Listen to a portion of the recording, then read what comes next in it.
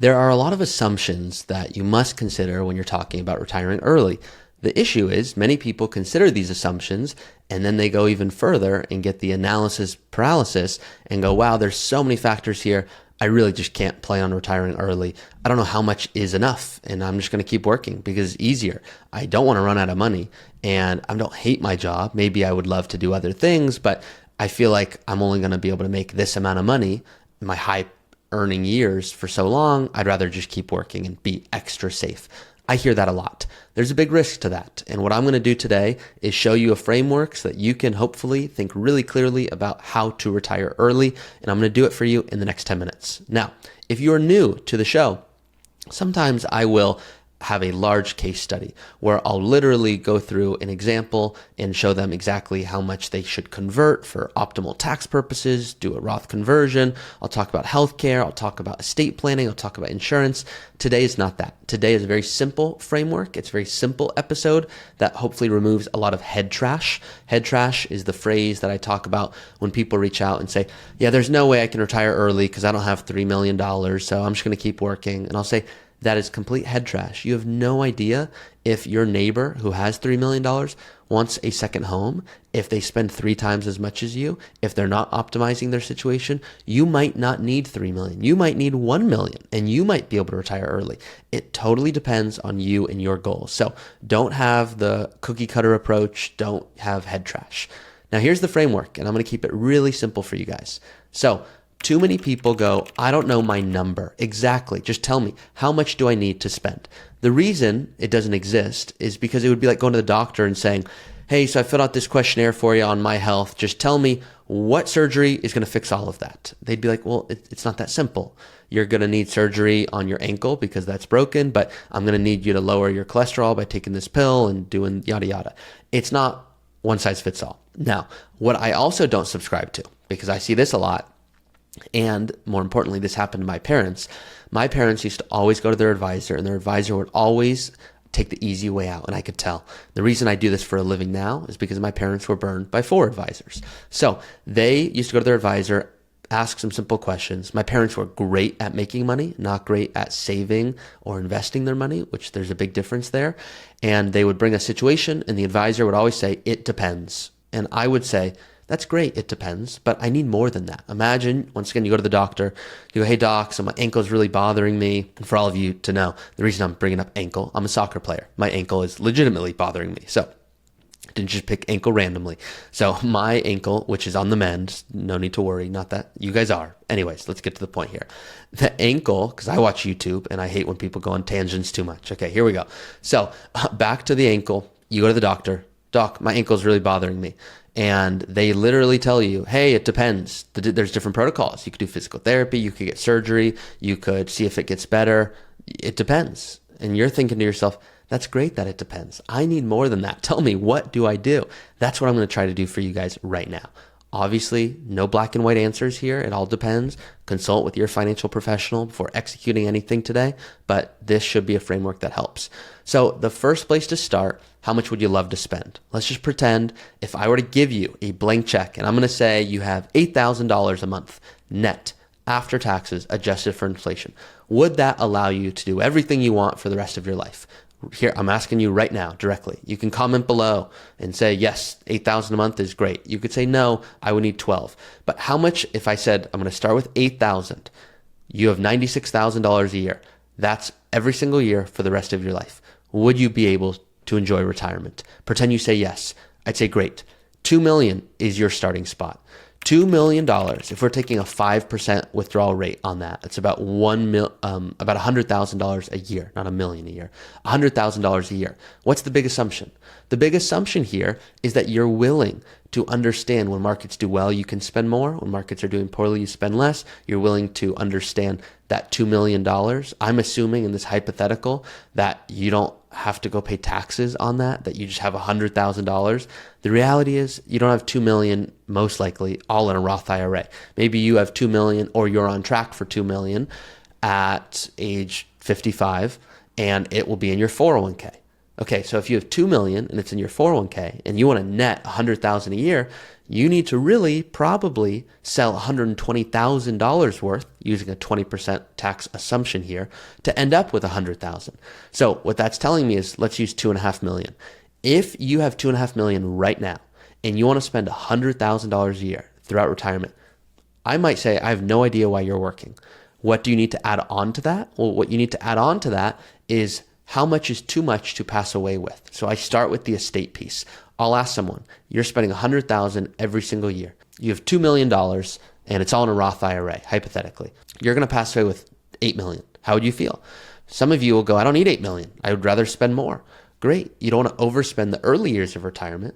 You also don't want to be 80 with 6 million going, hey, I didn't need this amount of money. I should have spent more. There's a balance there. But ask yourself, is there a very specific estate goal? Because that drives a lot of the conversation. If you're thinking, yeah, I want to leave 2 million to 3 different children, great. You should save and invest more. If right now you're 40 and you have $1 million, and if you save and invest well being the key here, and in 10 years, you're going to plan on having $2 million, you should feel pretty good right now, understanding that in 10 years, you could legitimately retire and spend $100,000 a year. That is a reality. I'm using a 5% withdrawal rate, assuming you're doing all the right things, investing really well, not just in the S&P 500, lots of different asset classes, diversifying. Check out my other videos on withdrawal strategy to fully understand why it's really important to diversify across many asset classes, because in retirement, if one asset class is not doing well, you need the others to pick up the slack there. That's different when you're saving and investing along the way. Along the way, if you put your money into the S&P 500 and it grows and grows, awesome. There's not a big risk. If markets are down, you're just putting more money into it. But in retirement, if all your money is in the S&P 500, which I see more often than you would think, and you want to go on a new trip and markets are down, you don't have to go sell at a loss. You want to have some other asset class, some other spot that's actually an uncorrelated asset class. So with that being said, we'll start on the estate side. Now, level 2 is go add on other layers. For example, let's pretend you're 60 and we have a conversation and you feel confident that you could live off 100,000 a year and you've got $2 million. And I say, hey, you're in a comfortable position. That doesn't mean you should go retire. It means you're in a comfortable position to create 100,000 a year for the rest of your life. The reality is you might want to do a home remodel. You might have big healthcare expenses. You might want to travel extensively, but just the first 10 years. Is the plan accounting for that? Because many people are on track for retirement. And when I say retirement, I'm saying their 65 to 95 looks crystal clear. But it's the 60 to 65 or the 50 to 60. That's where the lack of clarity is. And that's where most people keep working because they're wondering, I don't want to spend too much too early on and not have enough later. So the reason I bring this up is the value of working is significant if you are planning for these other one-off expenses. If you're cash flowing your kids' college, if you're wondering about how am I going to pay for taxes in retirement, which may be one of your largest expenses, you need to make more money to account for that now so that we can pay those taxes and pay for you to do everything you want and more. But let's pretend it takes you 2 years to save, let's just say $50,000. And that is allowing you to take 3 big trips in the first year of retirement. And then you go, you know what? We don't really have that many other large expenses. Hypothetically, we don't have kids or we're going to downsize in the future. Awesome. You might want to really consider looking into retiring way earlier than what you were probably thinking. You may have thought, we'll work 5 more years, 6 more years. No, you might be in a position to do it way sooner than you think. And it's just because of this head trash concept where people think, well, my neighbors have like 2, 3 million, 4 million, probably way more than that. They're not even talking about an early retirement. So it feels weird that I'm even bringing that up. And then there's a sense of identity issues and what are you going to spend your time on? And so the third framework to think through here. So first one is withdrawal rate. Take literally 5%. And that is how much you can spend, assuming you're doing all the right things. Big assumption there. If we're taking 5% of a $2 million portfolio, that's $100,000. You want to take 5% of a $3 million portfolio, that's $150,000. So ask yourself first, how much would you love to spend as your base rate throughout retirement? Meaning, here's a check every month to meet your expenses. Some of you would say it's $4,000 a month. great, then $2 million might be completely unrealistic and unnecessary for you, and stop beating yourself up thinking that you didn't save well enough or invest well enough. I see way too many people who do that, who go, I feel like I'm so behind. And in your videos, you give so many examples of people that have 5 million or 6 million. Yeah, there's people who need to optimize who have those amount of assets. And there's other people that don't have anywhere near those assets who don't need to keep working, because for you, you'd rather retire earlier than spend more. That's the big trade-off here. Would you rather work longer so you can spend more, or would you rather retire earlier even if it means spending less? Everyone's quality of life differs here. With this being said, the first one, withdrawal rate. The second one is to get really, really clear and to say, well, estate planning. Don't forget, of course, legacy goals. But then we're thinking about withdrawal rates. Then we're going deeper here and we're going, okay, how much could we realistically spend that would allow us to enjoy our lives? Don't do my pet peeve. My pet peeve is how much could we get by on? Maybe we could get by on $3,000 a month. Retirement is not about getting by. It's how much would you love to spend? Then we need to add in, what about those other what ifs? What if it turns out my health isn't in a comfortable position and I want to be able to afford long-term care at this facility that cost $120,000 a year for the last 5 years versus $70,000 a year the last 5 years? Great. Add that to the plan. What if you downsize? What if there's inheritance? What if you still need to pay for kids' college? Add in these what ifs. Everything I'm talking about today is easiest with a software tool. The one in the description I think is the best one, which is why I talk about it. But you can get access to this if you want to build your own plan. Many of you already have who listen or watch this content.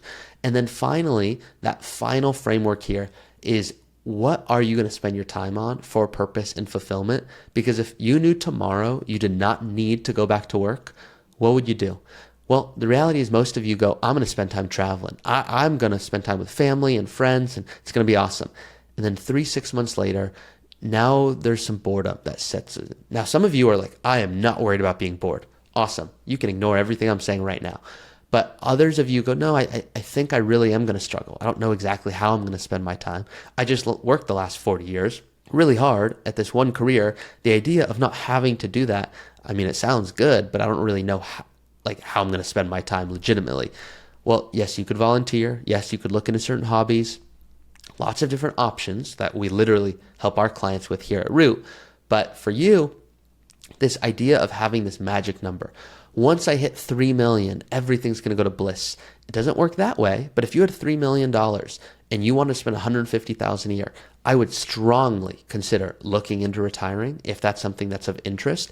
And then I would ask you, I would beg you, if you were my client, I'd go, please, I need to know what other what ifs need to happen. Do you want to redo your pool? Do you want to downsize in the future? Is inheritance coming? Do we want to even plan on it? Do you want to help your kids with the first down payment? And pretend, hypothetically, they go, we'd love to help both of our kids with a down payment and help with a wedding, and we want to do a home remodel. And they say that will cost about, I don't know, let's say $150,000. And if they make $250,000 as a couple, I'd say, guys, what I want you to do, you've already saved and invested really well. I'd consider stop adding new money to your 401k, except the employer match, because we love free money. Outside of that, it's going to feel weird because you've maxed out your 401k for the last 30 years. I want you to consider stopping that, save more money just strictly to a high yield savings account. That's for those next 3 years of all those things you just mentioned: kids' college and buying new cars and weddings and remodels. And what you're going to do is you're going to work 3 more years, because that's when we're going to have enough money to be able to tackle all of those one-off expenses. At the same time, when you retire, you're going to have your base of, $150,000 a year, monthly. You're going to have your 12 a month. You're going to be more than fine. And some of you are thinking about it, but you're going into unbelievable depths, which I'm not blaming you for, but I don't want any of you overthinkers out there to be mad at me later when you're like, hey, you talk about all these topics, but you never really simplified it for me. I want to know, when can I retire? And I'm trying to get clarity around that. Hopefully this is the episode that clicks. I know I watch a lot of different YouTube videos and podcasts on a lot of topics, mainly history at the moment. But when I'm watching, I want, what's the takeaway? Okay, great. So this is what happened during the Spanish Inquisition. Here's exactly why it occurred at this time frame and what led to this, and how hopefully this never can happen again because of XYZ. I want a takeaway. So I hope your guys' takeaway is, hey, I'm going to ask myself, how much would I need every month so I could really enjoy my retirement. 8,000 a month as an example. I'm going to write down what are all these one-off things that I'm probably going to want to help people with. I'm going to write down how much would I leave to my children. Maybe it's just they inherit the home. Maybe it's, no, I want them to have skin in the game and I want them to have to go through what I went through. Maybe it's, no, I want to be able to support them because I never had that support. You write down all those goals. And then finally, you actually see how long would it take you to get to that number of, let's say, 2 million or 3 million, so you can spend everything you want and more. Some of you are going to want extra buffer, and you might be happy to work another year so that you have buffer in case it turns out your assumptions were slightly off. Others of you go, buffer, the idea of working one more year, I'm good, awesome. But go get real clarity. This should be a really simple framework to think through it. It's mainly on the expenses. What's your base? What's your core expenses that you want every month? What are some one-off things? How much money do you need so that you can take care of all of those things? Now, are there a million things in between? Of course. What's the insurance coverage? How about estate planning? Do you have trusts, wills, medical directives, power of attorneys? Do you have the right healthcare coverage so that you're optimizing, and how much is in your brokerage account, and what's your stock to bond comparison? There's so much more. This is the simple framework. If you want to get real granular about this and really get into the optimization because you believe that would add more confidence, not take away, what a lot of people I see is they're worried about retiring early because of the what if I miss something? What if I get unlucky? What if inflation goes up? What if right when I retire, markets go down and I'm just an unlucky guy? You can run more what if scenarios. You can work with an advisor to get guidance on that. If you want to work with Root, this is what we love to do. We help clients so they don't have a new job having to do all of this. If you're wondering, I think I might want to hire an advisor, but I just don't know if it's the right time. Maybe I should just wait a little bit. Not crazy, but maybe I should wait a few more years. Then I'll reach out to an advisor. Awesome. You can use the Early Retirement Academy in the meantime so that you can start planning for your retirement and seeing what you're on track for, running these what if scenarios. And then once again, guys, I do all of this for you guys. I love what I get to do. Thank you for letting me record these. Please like this video. Please comment if there's something you learned. And then please share it with someone you want to retire early with. That's it for this episode. See you guys next time.